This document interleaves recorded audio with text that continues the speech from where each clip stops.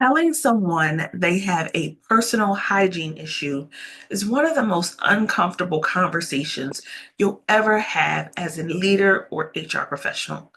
But avoiding it is only going to make the situation worse for everyone.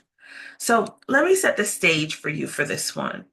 Maybe you're managing a team and someone raises a concern quietly, right? Sitting near someone with a strong body odor or breath that's hard to ignore. You've noticed it too, but now it's on you to have the conversation. And you're stuck thinking, how do I say this without making them feel embarrassed, ashamed, or even judged? So here's how to handle it with confidence, compassion, and care. Because remember, the goal isn't to offend anyone, it's really to support them. So, step one, schedule a private but thoughtful conversation. So, never address this type of situation in the hallway, never over an email, and never in front of others. If you need to send a message, you can say something like, "Hey, can we chat privately for a few minutes this afternoon? It's nothing urgent, but something I'd like to touch base with you on."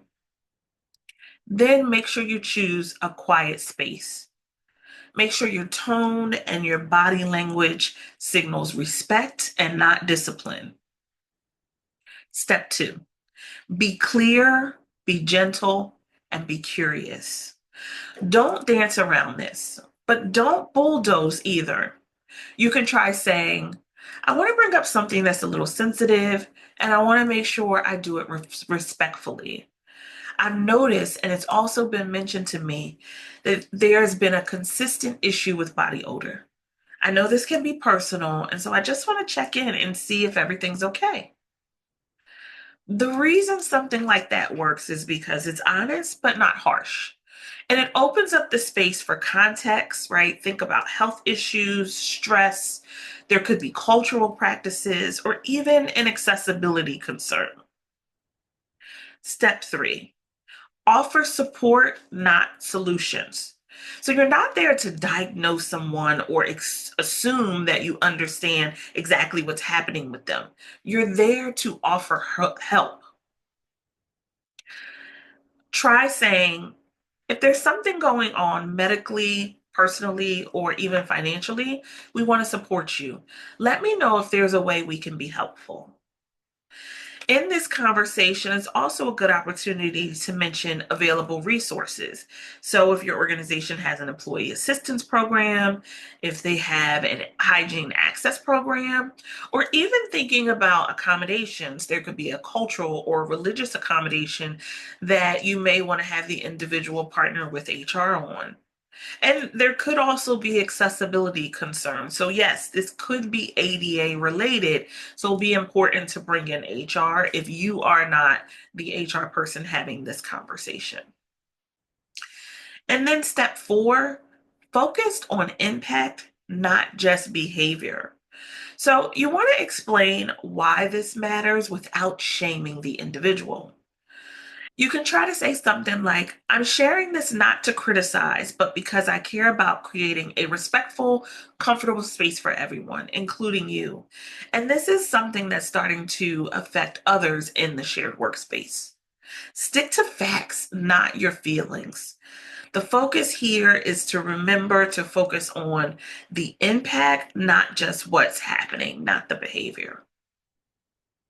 Step five, document privately and respectfully. So, this is not punishment, it is protection.